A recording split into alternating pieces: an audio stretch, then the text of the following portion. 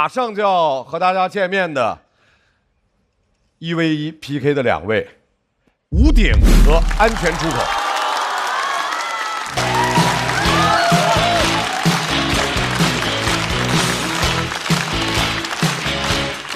哎，大家好，我是吴鼎。哎，你们好。谢谢。然后我叫吴鼎，第2次上节目了。去年淘汰太快了，天哪！我从杭州来这儿录，凌晨淘汰，中午就坐家里了。高铁是真方便。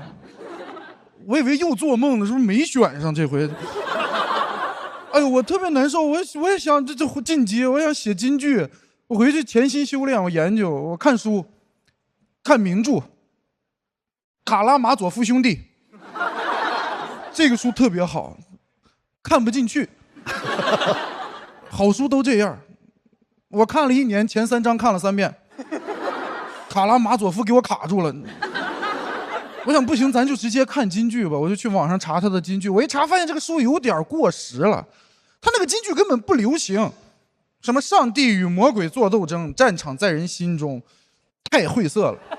我想要的京剧是那种简单易懂又流行的，什么星光不负赶路人，时光不负有心人，这多高级！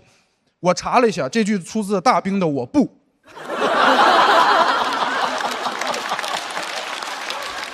找错名著了。而且现在看书真的很难集中注意力，你看2页书就去刷短视频，看2页书就去刷短视频。我自从开始看书以后，每天多刷2个小时抖音视频。我现在特别沉迷那种竖屏短剧，就是那种特别土的，什么3年之期已到，恭迎龙王回宫。我第一次刷到的时候嗤之以鼻，我说这种没有营养的垃圾怎么可能上瘾？我刷到后半夜人都急了，我说下集怎么要收费呀？龙王到底死没死？我现在发现我这种人就是爱吃垃圾。网上有什么创作者、消费者，我是分解者。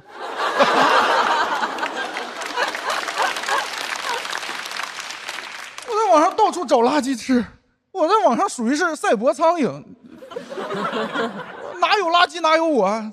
每天晚上可开心了啊，又找到一部短剧啊。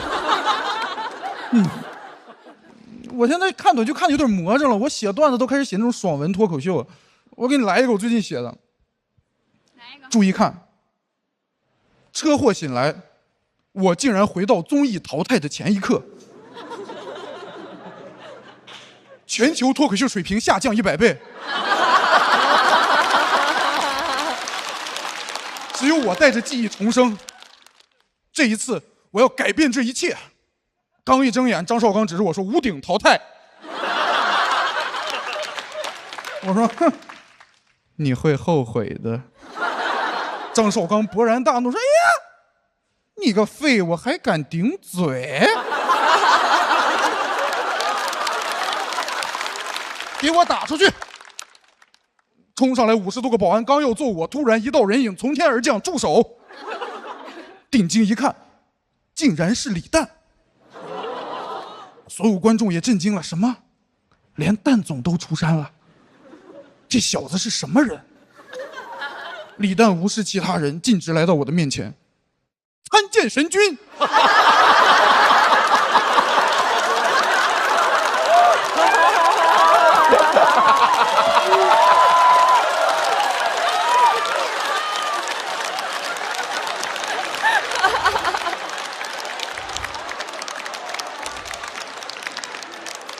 全场观众大惊失色，什么？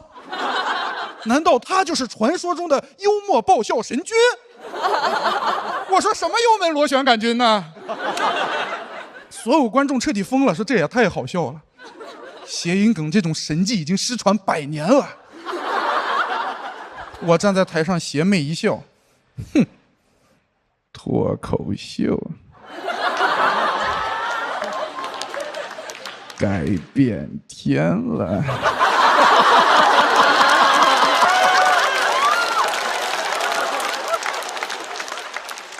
这就是我现在写的段子。我在家沉淀了1年，没写出金句，写出短句来了。我说这不废了吗？我说得想办法呀。我最后给自己想了个自救计划，咱啥也别看了。自律，隔绝一切诱惑源，制定自律计划，早睡早起，每天创作6小时。第一天就失败了。我第一天10点躺在床上，我就开始过我第2天的计划：早晨8点起床，空腹有氧，创作6小时，写200个爆梗。想着想着，人又开始幻想了。我说这也太自律了，这么自律，明年肯定就火了。到时候挣个1000万，你说这可咋花呀？然后就开始规划这笔不存在的钱。我当时第一个想法是存银行吃利息，1000万存定期。这种保守的理财方式一听就是老穷人了。你没有办法，人的想象力是受制于物质条件的。你们见没见过穷人写爽文？胡老太80大寿，家门口豪车云集，某朋某来比某敌。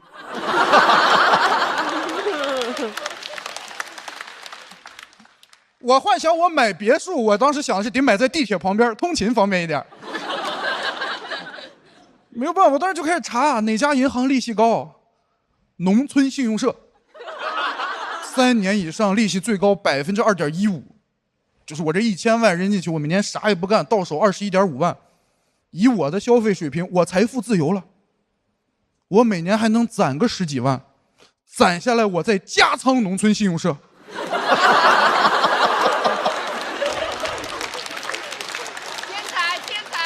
钱生钱生钱，哎呦，我越想越兴奋，我都想好我怎么去存钱了，我就穿得破破烂烂的，我拿编织袋装着我的现金，我就去农村信用社。那个银行经理肯定看不起我，一进门啪给我个大嘴巴子，哪儿来的叫花子，敢进我们银行？我不慌不忙打开编织袋，睁开你的狗眼看看，现金光芒直冲云霄。经理说什么东西？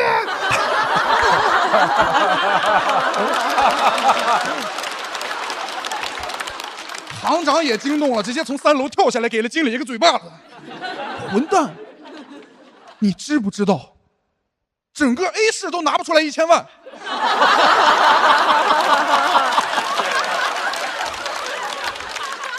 你被开除了。先生，对不起，有眼不识泰山。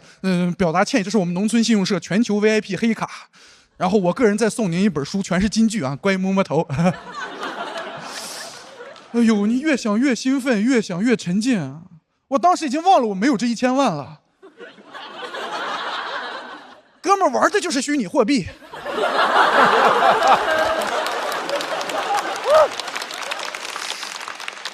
哎呦，我这个人真的，我太爱幻想了。我本来想早睡，虚空理财到2点。哎呦，我这个人成功不靠努力，纯靠幻想，纯享版成功。我现在太爱幻想，我幻想多了以后，我现在有个新想法，我觉得幻想比努力更有性价比。我仔细想过啊，朋友们，你努力不一定成功，但肯定很累。我幻想不一定实现，但绝对很爽。你努力成功，拥有名利，享受生活，最后获得快乐。我幻想直接快乐。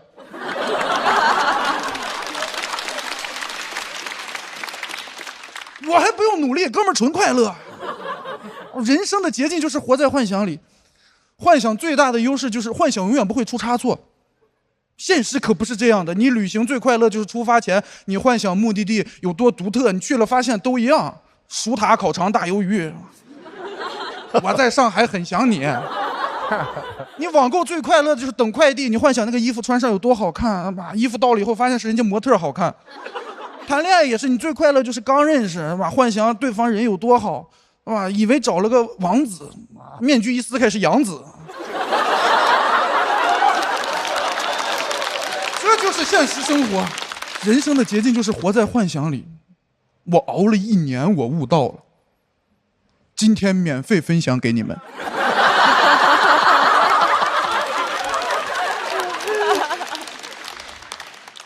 我这次上节目主要是为了开民智。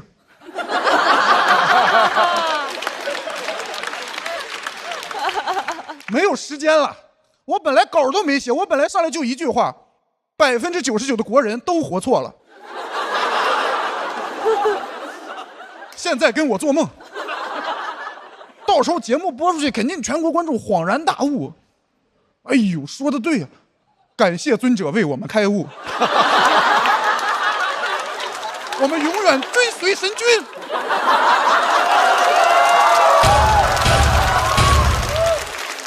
谢谢大家，我是吴鼎，谢谢。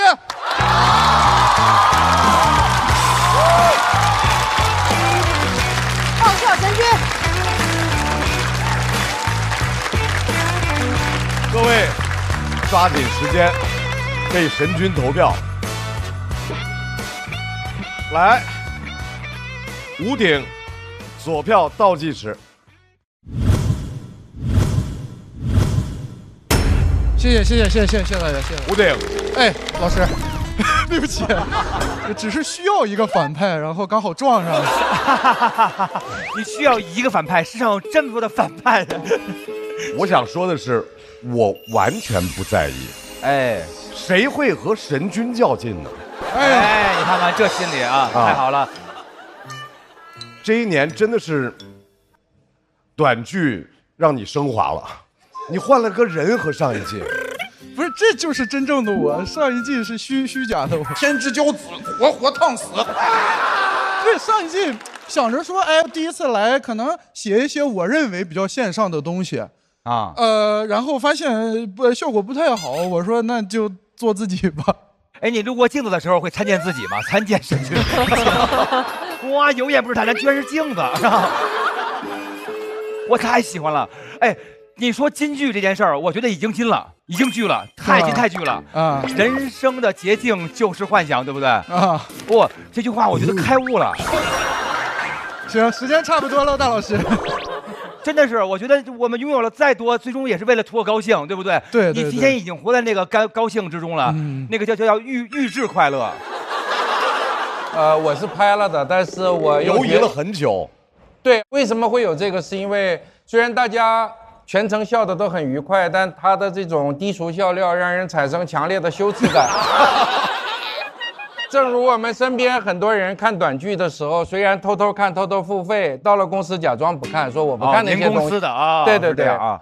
你们回想一下，那个周星驰老师的早期岁月，也是把那些恶俗的东西拿过来做解构，但是走到中途后边，人家那个思想境界啊、内涵呐、深刻程度就起来了。虽然还是那种无厘头的搞笑和解构，非常希望能看到你在这个赛道上不停留在只是现在这么简单好玩。好，谢谢罗老师。在脱口秀的舞台上，第一次有人这么说微短剧，而且把微短剧这么行云流水的变成自己的脱口秀表达，了不起！吴鼎，谢谢大家。休息一下，要和吴鼎对战的，是一组漫才演员，他们同样来自会说笑喜剧。漫才一般有一个是装傻的，一个是吐槽的，俩傻现在但是这两个人呢，他们的特点就是都觉得自己比对方聪明。哦，掌声欢迎安全出口。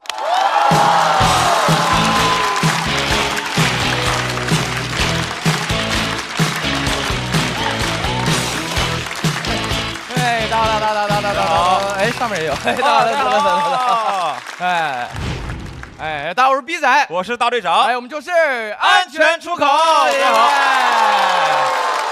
哎，最近刷了很多这个短视频，我也刷了很多。看短剧？哎，不看短剧啊，不看啊。哎，刷了很多那种高级餐厅的探店视频。哦，这个我也爱看啊，对吧？啊，哎，我没去过嘛，没去过。哎，我问你啊，哎，假如给你个契机，给我个契机，哎，你什么契机会选择去那种比较高级的地方吃饭？嘚儿死掉。啊？嘚儿死掉嘛？什么玩意儿？嘚儿死掉去。慢点，是什么玩意儿？搭档突然死掉。搭档突然死掉，吃席去了你啊？虽然我没去过，但是我觉得那种地方肯定很注重服务。哎，我觉得也是。哦，哎，这样我们来一下。可以啊，你服务一下我。好的。先生你好。哦，哎，你好，恭候您多时了。谢谢。哎，一位的话，请坐。啊，这是我们的菜单，您看一下。先生，不要折我们的 iPad。哦，这是 iPad 啊。不好意思，手劲儿真大。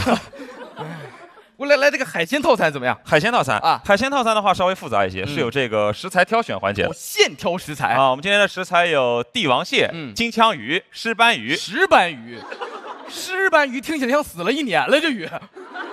石斑鱼，石斑鱼，石斑鱼啊！您选择了石斑鱼。对对对。那石斑鱼，你的选择是我选择那英老师的战队。我还有反选的环节，选导师来了。那我选帝王蟹。帝王蟹，对，帝王蟹。不好意思啊，先生，没有帝王蟹了。就在刚刚，帝王蟹被工人蟹推翻了。我听您这个口音，您是东北人。哎，是东北人啊，请允许我为您制作一道小鸡蘑菇。哦，小鸡炖蘑菇，小鸡拌蘑菇，小鸡拌蘑菇，能吃吗？喂，不要小瞧我们的鸡拌。谁跟你有鸡拌呢？你在这燃什么呢你？我们这儿用的就不是普通的小鸡哦，不是普通的小鸡，我们这儿用的是我们自家精心培育的扁嘴小鸡。扁嘴小鸡，对，那不就是小鸭吗？那不就是啊？嘎嘎嘎的小鸭吗？那不是？哦，那个叫小鸭，小鸭做牛肉的小鸭。别做牛肉，别让小鸭做牛肉，就让小鸭做自己，行不行啊？好燃啊！燃个屁呀！谢谢大家，是安全出口。我是感觉漫才本身是一个非常难于操作的一个艺术形式，就是因为他要装疯卖傻，像精神病一样。他们的表演上好像还残存了一点聪明。残存这个词儿，就彻底傻，就彻底像精神病，离那个还差那么一丢丢，就感觉再精神病一点或者再傻一点，就会达到那个浑然的那个状态。现在还有点聪明是吧？这毕竟是在这个舞台上的第一次亮相，已经有非常非常好的表现。我们把吴鼎再次请回舞台。我们看一下两组优秀演员的得票情况。